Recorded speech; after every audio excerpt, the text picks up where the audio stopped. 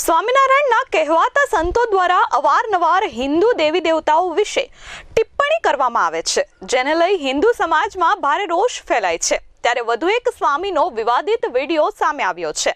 સ્વામી નિવેદન આપી રહ્યા છે કે મહારાજ કહે છે કે જ્યારે અમે દ્વારકા ગયા ત્યારે દ્વારકાપતિએ મહારાજને પ્રાર્થના કરી કે જો આપ મોટું ધામ બનાવો, મોટું વિશાળ મંદિર બનાવો તો મારી ઈચ્છા છે કે ત્યાં આવીને મારે નિવાસ કરવો છે।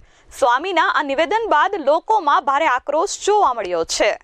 સુરત શહેરના વેડ રોડ વિસ્તાર ખાતે આવેલા સ્વામિનારાયણ ગુરુકુળના નીલકંઠ ચરણ સ્વામી દ્વારકાધીશ વિશે નિવેદન આપી રહ્યા છે કે દ્વારકાધીશે પોતાના નિવાસ માટે મંદિર બનાવવા માટે મહારાજને પ્રાર્થના કરી હતી।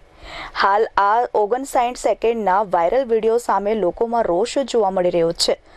વાયરલ વિડીયોમાં સ્વામી નિવેદન આપી રહ્યા છે કે મહારાજ કહે છે કે જ્યારે અમે દ્વારકા ગયેલા ત્યારે દ્વારકાપતિએ મહારાજને પ્રાર્થના કરેલી, જો આપ કોઈ મોટું ધામ બનાવો, મોટું વિશાળ મંદિર બનાવો તો મારી ઈચ્છા છે કે ત્યાં આવીને મારે નિવાસ કરવો છે।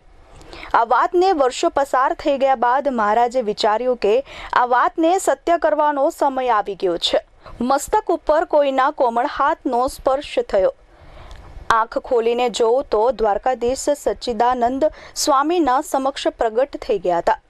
એક સ્વરૂપે હું તમારી સાથે આવીશ, જે બાદ દ્વારકાધીશ સ્વામીની સાથે વડતાલ આવવા માટે નીકળ્યા હતા। અત્રે ઉલ્લેખનીય છે કે હાલમાં જ સ્વામિનારાયણ સંપ્રદાયના એક ધાર્મિક ગ્રંથમાં દ્વારકામાં ભગવાન ક્યાંથી હશે, ભગવાનના દર્શન કરવા હોય તો વડતાલ જાઓ, દ્વારકા અંગે લખાયેલા વિવાદાસ્પદ લખાણનો વિરોધ ચાલી રહ્યો છે। ત્યાં મહારાજ કહે અમે જ્યારે દ્વારિકા ગયેલા અને દ્વારિકાપતિએ અમને પ્રાર્થના કરેલી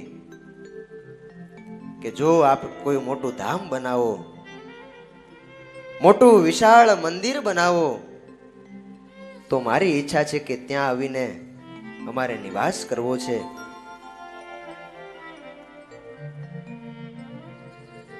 આ વાત એને વર્ષો પસાર થઈ ગયા। મહારાજ કહે બસ હવે વાતને સત્ય થવાનો સમય આવ્યો। મસ્તક ઉપર કોઈના કોમળ હાથનો સ્પર્શ થયો। આંખ ખોલીને જોવે ત્યાં તો સ્વયં દ્વારિકાધીશ એ સચ્ચિદાનંદ સ્વામીની આગળ પ્રગટ થઈ ગયેલા। ચિંતા ન કરો, એક સ્વરૂપે હું તમારી સાથે આવીશ। એવી રીતે દ્વારિકાધીશ વડતાલ આવવા માટે સ્વામીની સાથે નીકળ્યા છે।